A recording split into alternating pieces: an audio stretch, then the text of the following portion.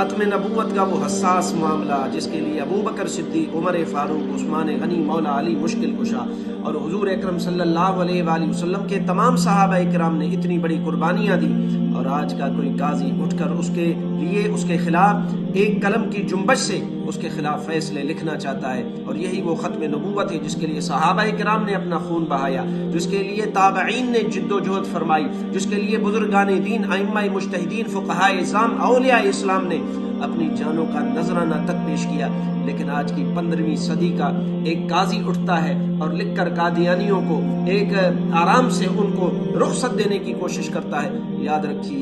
رکھیے ابو بکر صدیق رضی اللہ تعالی عنہ اور اصحاب رسول کے پروانے کبھی بھی اس بات کو برداشت نہیں کریں گے۔ 15ویں صدی کے مسلمان اپنے ایمان پر غور کر، تیری ایمانی حالت کیا ہے؟ لیکن انشاءاللہ تبارک و تعالی ختم نبوت پر کل بھی اپنی گردن سب نے پیش کی تھی، آج بھی گردن پیش کرنے کو سب ہم تیار ہیں۔